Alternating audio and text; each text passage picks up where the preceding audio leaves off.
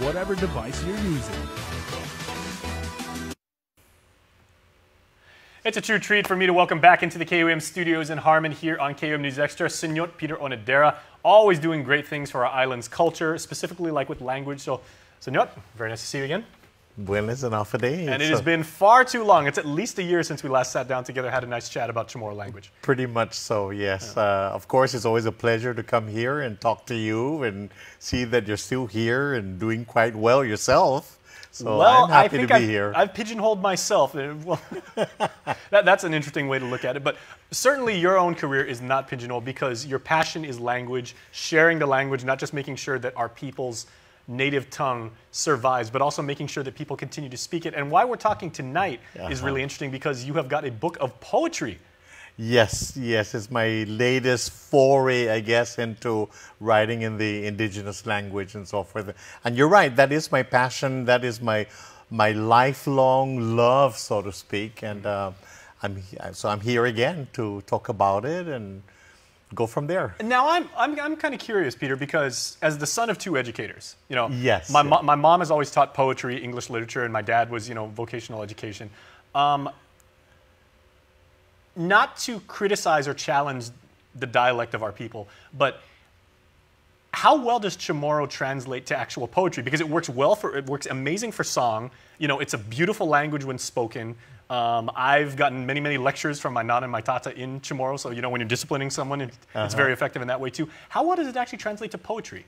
Well, that in itself was a challenge for me too. Although this is not my first foray into writing poetry in the Chamorro language, I've done it before, but this time I decided to just really concentrate and add on, or rather dwell on all these issues that come to mind, from politics to culture to nature to age-old traditions, if you will.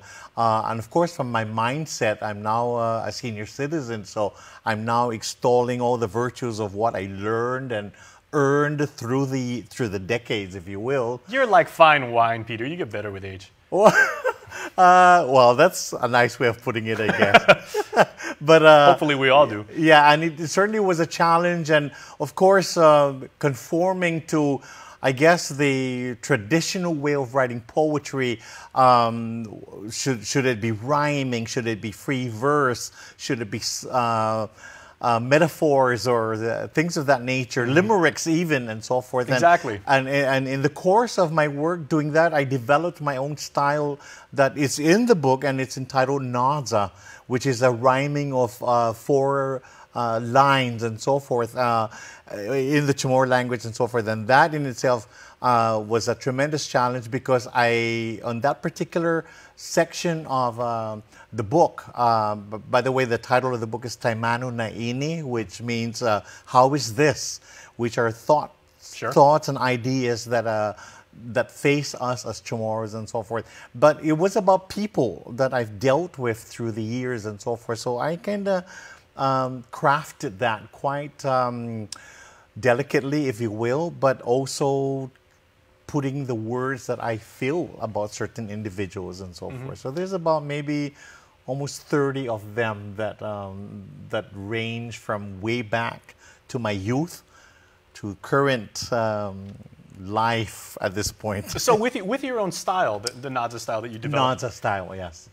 Did you find that every other line was rhyming and you had like a series of stanzas and there was like, you know, a certain rhythmic pattern to it? Yes, quite interesally, I did. And does it translate well to English? That's what made it fun. Okay. And of course, it was not English or Chamorro-ized English, if you will, and so forth, but trying to find the appropriate Chamorro word for it was what made me arrive at Naza and so forth. But all the other, the rest of the book is pretty much, I left it as such.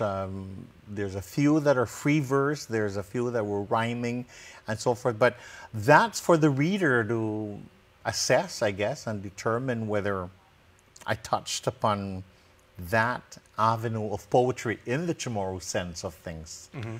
So that, to me, was fun exciting, challenging. Thematically, what do you said you dealt with like a lot of stories from your youth and like stories that you've gathered. Issues that come to mind, nature, social ills, cultural issues even, that I thought should be presented in poetry form and so forth. Although, don't forget, I'm also a columnist that I also write on different subjects from time to time and so forth. But in a poetry form, that in itself condenses thoughts and feelings, emotions. And I'm glad you brought that up, because what about the medium of poetry did you find liberating or challenging? You know, to try and condense a thought, you know, to that structure, as opposed to, like, you know, say writing a column in the paper and saying, okay, well, you know, you've got 800 words, you know, go ahead and, you know, and challenge the government or something like this. With this, you're actually putting together something it's almost like composing a song. Pretty much. I guess in a sense, I'm a composer to that effect and so forth. But and it was liberating. It was thought-provoking. So my emotions were brought to life in a sense by putting it through poetry. And of course, and I know that poetry is not a pastime of Chamorros per se, but I decided to offer this kind of avenue in the literary sense of things. Well, that's very nice. And our culture certainly is progressive. But before we go, because we got to head to commercial break, where can people find this wonderful book? The books are on sale at the bestsellers, GPO and Micronesia Mall, UOG Bookstore, the Guam Museum, I guess, bookstore too.